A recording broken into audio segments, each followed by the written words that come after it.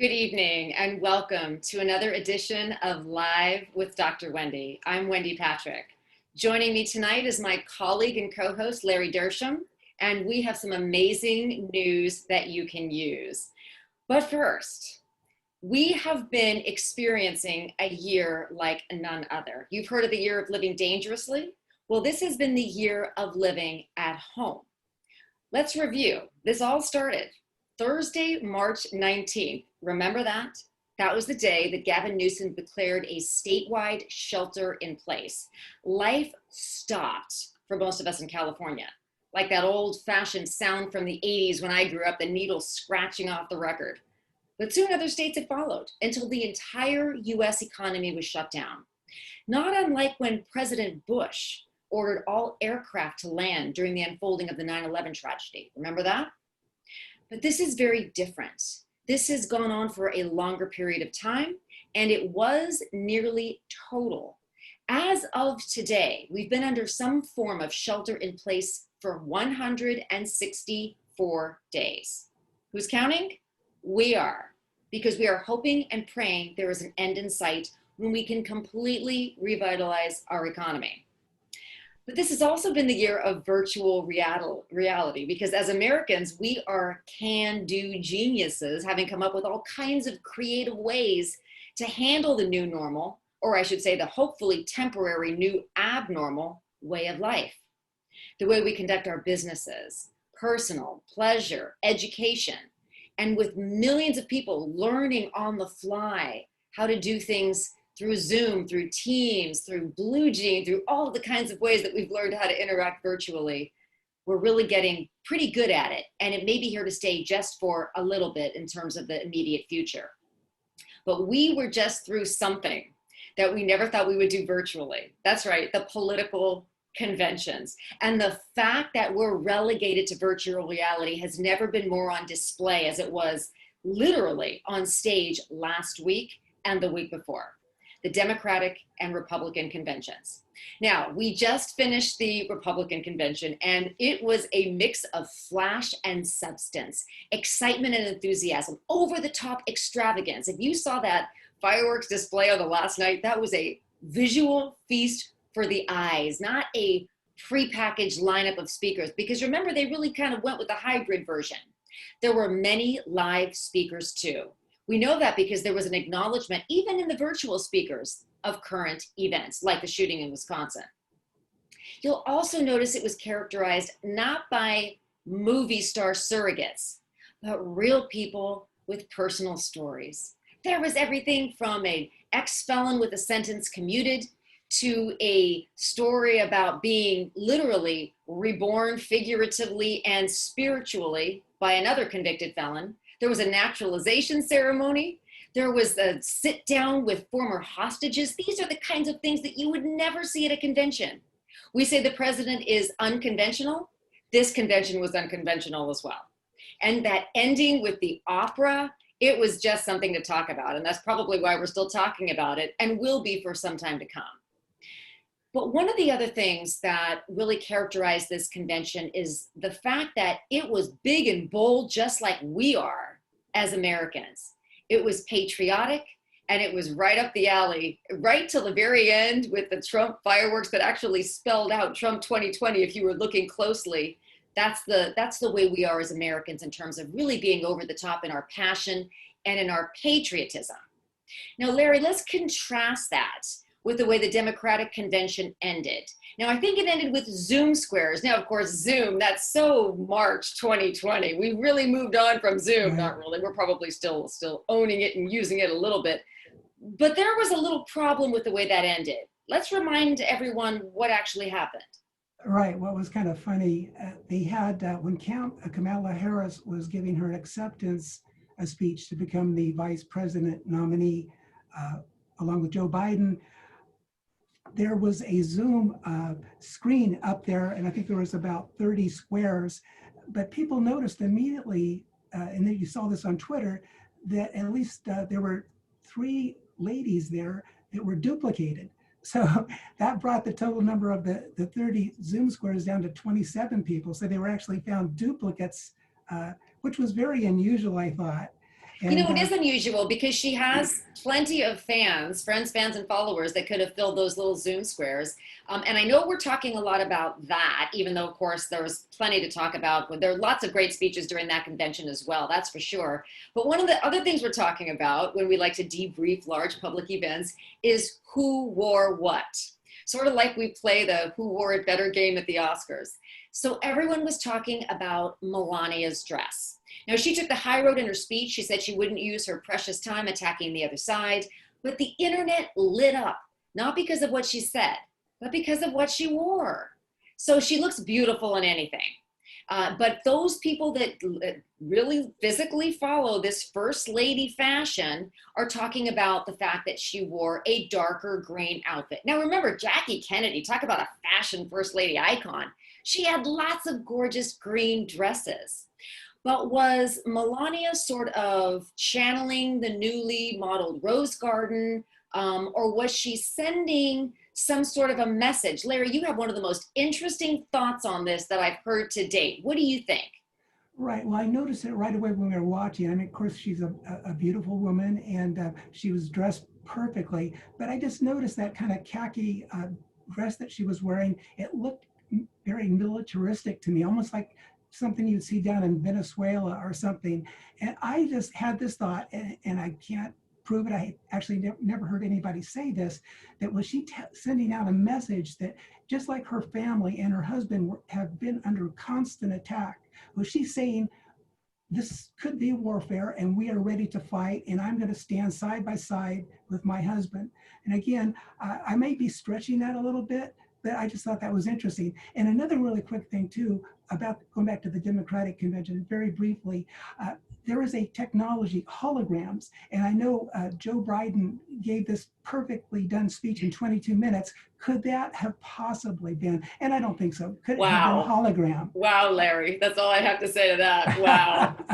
Okay. You know what? I know that you've shared with me that technology has gotten so good that if anybody's listening to this, maybe they'll post it on Twitter and people will weigh in. Very interesting. Hey, another thing I know that you're following is the fact that Congress, believe it or not, is still arguing over a coronavirus relief package. Oh, absolutely, yeah. They still haven't got that done, and this would actually be the fifth installment of relief. I don't want to go over all the things. The biggest one before this was the CARES Act, which they released $1.8 trillion, and now they're currently working on in the Congress, the House of Representatives that's led by Nancy Pelosi. It's called the HEROES Act, and they want to give the people and businesses 3.4 trillion.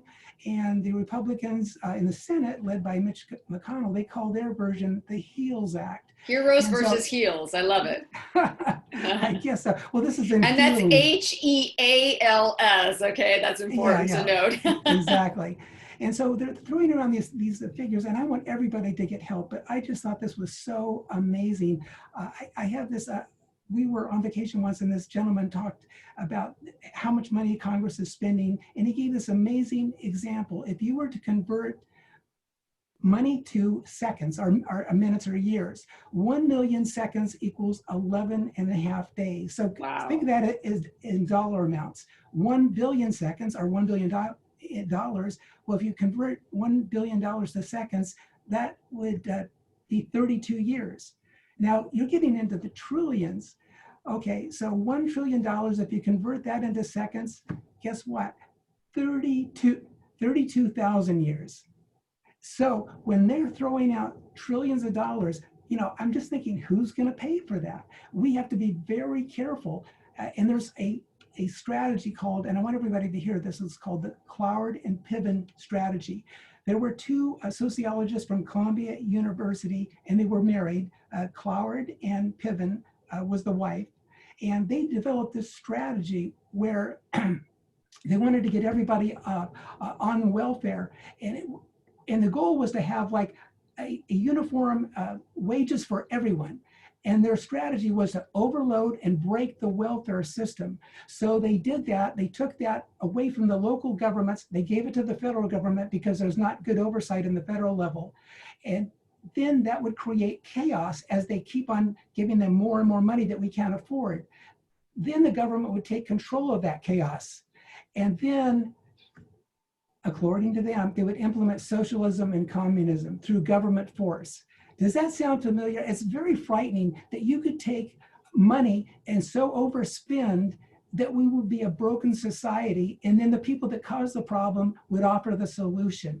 That is So certainly something an we have to be, we certainly have to be something mindful in, of it. you bet we have to be mindful of it, and it's always very timely to talk about these sorts of things as we've just come off of both conventions trying to figure out who got the greatest bump, who was able to fundraise most efficiently off of that bump, and then where do we go from here? You know where we go from here, Larry? To the rounds of debates. I can't wait. I also Yes. can't wait for our next guest that we're going to be having on after the break. You are not going to want to miss her. She has written a very inspirational book. She's going to talk about that. She's both a doctor and an author, and is going to talk about one of our favorite subjects, but also something we find very difficult to do. So if that tease isn't enough to hold you over the break, I don't know what will. You are listening to Live with Dr. Wendy. We will be back in a flash. Welcome back to Live with Dr. Wendy. I'm Wendy Patrick. I told you we're going to talk about something the second half that is near and dear to our hearts. Rest. That's right. We are moving from wealth to health. Now, we all know rest is important to health, and we sure know how to stay busy, don't we? But do we know how to rest? Well, thankfully, we have a special guest here that's going to explain to us the best ways in which we can actually get what she calls sacred rest. Larry, who do we have? Yes, Wendy, today I'd like to introduce our special guest, Dr. Sandra Dalton Smith. Dr. Sandra Dalton Smith is a board certified internal medicine physician, speaker, and author. She's an international wellness expert featured in numerous media outlets, including Prevention, MSNBC, Women's Day, Fox, Fast Company, Psychology Today, and she was a guest on Dr. Oz show. She's an author of numerous books, including her new book that we're going to be talking about in a second here, called Sacred Rest, subtitle, Recover Your Life, Renew Your Energy, Restore Your Sanity. And it includes groundbreaking insight into 7 types of rest needed to optimize your productivity, increase your overall happiness, and your overcome burnout, which we all need to do, and to live your best. Lawyers know nothing about burnout, though, just a disclaimer. We don't know what you're talking about. No, we don't. Neither do doctors, right? No. So welcome to the show, Dr. Sandra. We're pleased to have you here. Okay, great. Yeah, so we wanted to know, rest seems like a very simple process to most of us, but why do so many people have to struggle with fatigue and insomnia?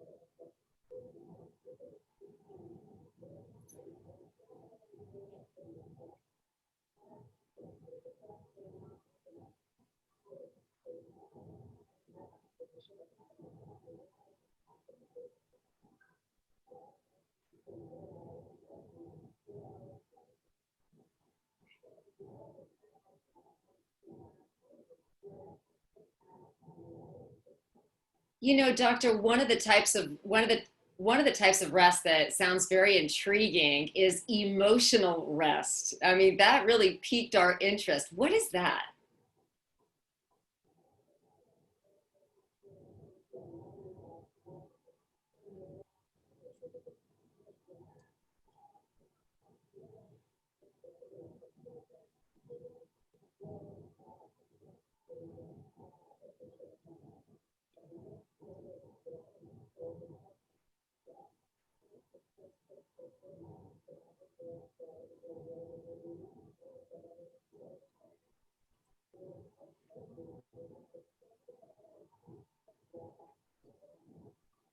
That's amazing. Doctor, I noticed the title of your book is Sacred Rest. Now, Wendy and I are both Christians as well as attorneys. Does that have anything to do with our beliefs, the sacred part?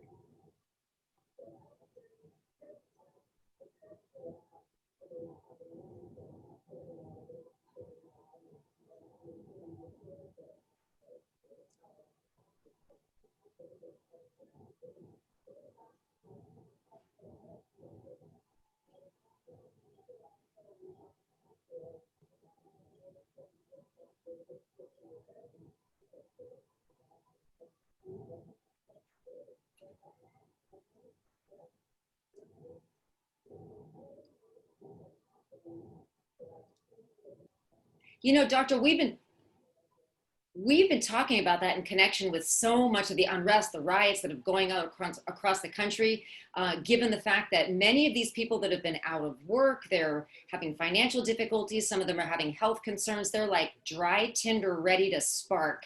And your book talks not only about rest, but something that very much intrigues those of us that sometimes are accused of being workaholics. We'll never actually embrace that title because we're all in denial. You know about that too, I'm sure.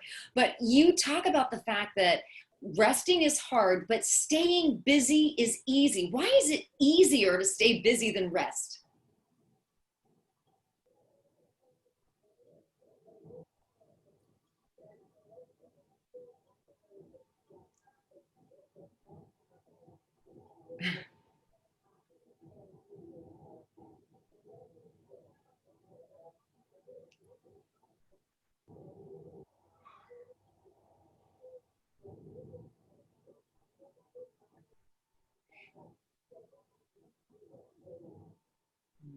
Well, go ahead, Larry. You had another Well, one. I was wondering, doctor, this is intriguing to me because I drink a lot of coffee. Is that a bad thing for getting rest? I suppose if you drink it late at night, it's not a good Get thing. all your medical questions out now, Larry, while we have her.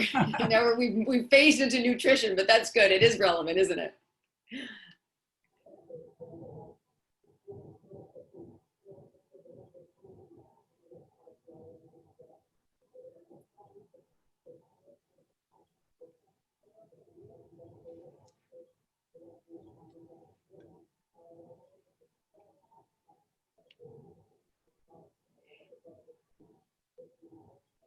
You know, because you have seven different kinds of rest, we were wondering which one you think is the most important, if in fact you can identify just one.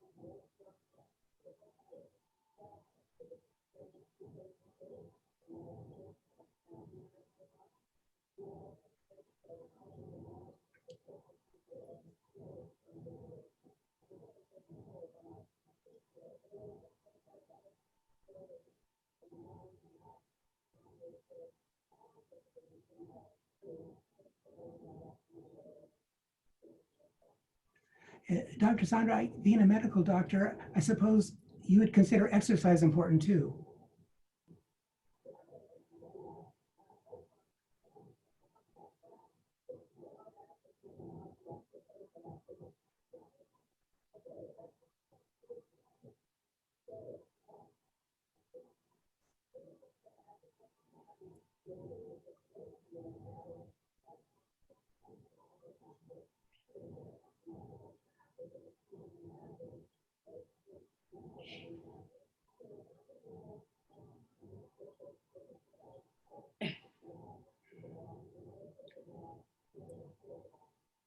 You know, I'm so glad you said that because it is so true that when you hear the word rest, you think about lying around at home on the couch watching television. And that is not at all what your book is about. You know, and we've gone through a couple of the key points that your book makes. But I do have to say that creative rest, I also think sounds intriguing. What is that?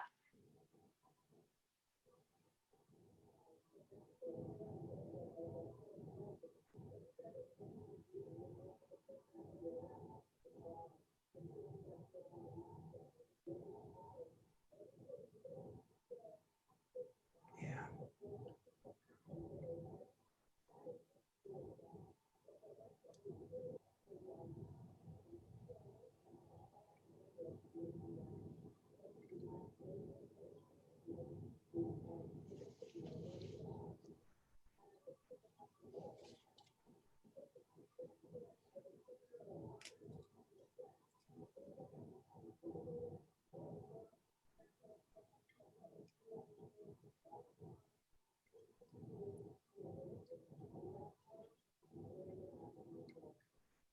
Oh, here's a question for you, doctor. I'm curious about this. How many hours would you recommend? I know different people have to sleep different hours. 8 hours, 6 hours? Is there a standard amount of rest we need?